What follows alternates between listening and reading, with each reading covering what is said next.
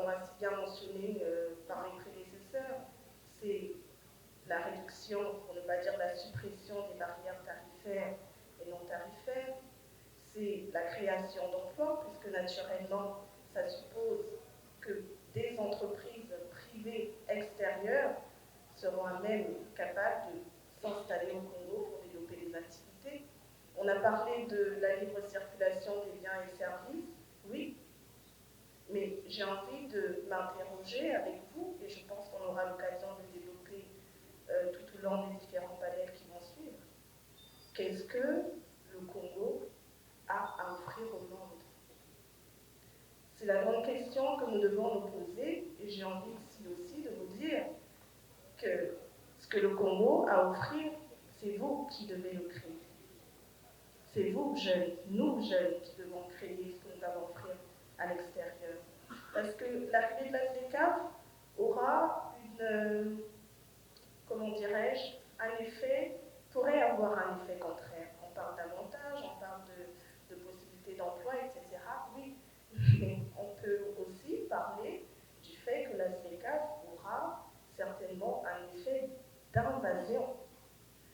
Une invasion par les produits et les biens des autres, une invasion par des entreprises étrangères, une invasion qui va certainement apporter un chaos sur le plan économique, social et peut-être même sécuritaire. Alors, j'aimerais ici mettre un accent sur les enjeux, puisqu'il est question de ça aujourd'hui. Quels sont les enjeux quels sont les enjeux de la jeunesse face aux enjeux de la ZLECAf? On pourrait parler dans un premier temps, comme je l'ai dit tantôt, de la création d'emplois. Oui, la ZLECAf suppose qu'il y ait des entreprises qui viennent s'installer au Congo, qu'il y ait plus d'emplois pour les jeunes. Mais à côté, il y a également cette question que l'on doit se poser. Emploi égale compétence.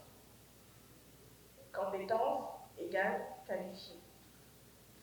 Et là, je pense que vous conviendrez avec moi qu'il en ressort un point important. Avons-nous les compétences nécessaires pour embrasser les réalités de la ZLECAf?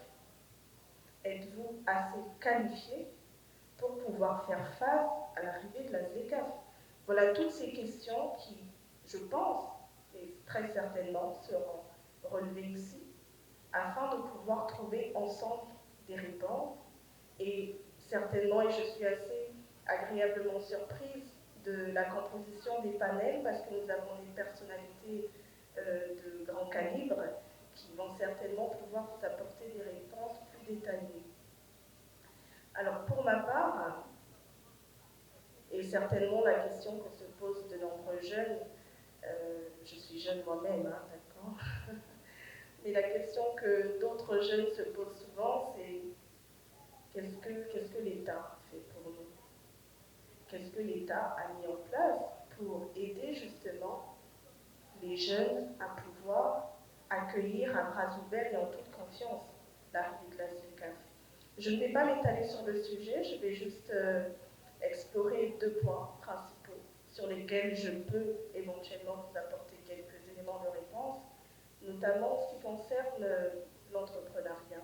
Puisqu'il est question de ça ici, l'arrivée de la ZLECAf va demander que l'on puisse entreprendre, produire, créer de la valeur ajoutée. Qu'est-ce qui est fait au niveau de l'entrepreneuriat? Nous avons, je ne sais pas si nous avons un représentant du ministère des Petites et Moyennes Entreprises, mais je vais emboîter le pas sur la question.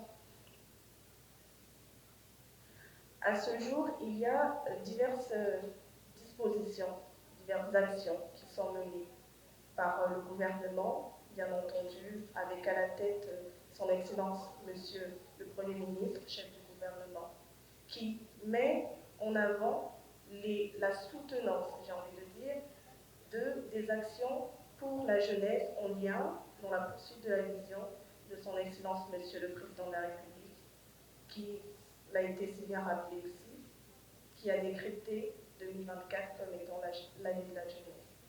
Nous avons dans un premier temps l'initiative Un jeune et l'entreprise, qui est menée par le ministère des Petites et Moyennes Entreprises, qui consiste à faciliter, promouvoir l'entrepreneuriat en aidant des jeunes à la création d'entreprises et en subventionnant les démarches administratives. Alors, je vous invite à vous rendre dans les institutions compétentes, notamment la Direction générale des petites et moyennes entreprises, on n'en parle pas assez, mais vous pourrez certainement obtenir des informations nécessaires pour forger votre projet d'entrepreneuriat. Depuis un moment, l'Université d'Élie Sassou Nguesso, qui aujourd'hui a permis, selon les statistiques nationales, de favoriser une augmentation d'inscription de jeunes à l'université de plus de 15%.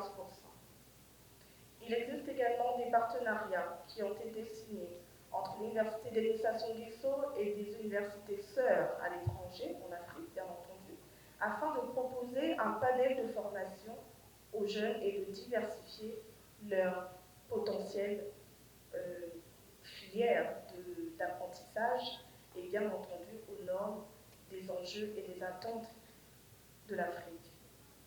Je ne vais pas tirer en longueur mon discours parce que j'ai beaucoup à dire, mais je vais terminer tout simplement en vous disant que je souhaitais personnellement ici mettre en évidence la responsabilité de l'État à pouvoir accompagner les jeunes.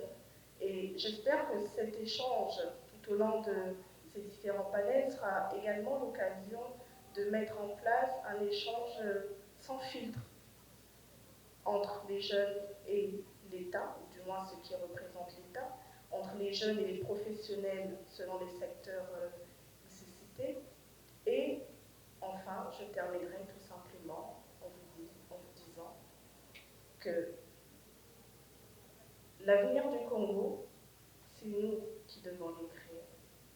Et ce n'est pas une démarche personnelle, c'est une démarche collective.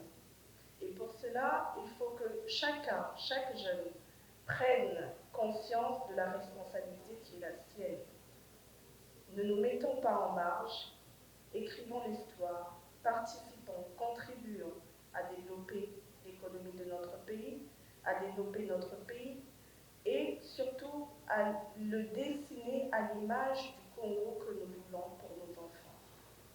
Alors j'espère pleinement que vous aurez ici droit à des échanges enrichissants et je vous dis tout simplement à très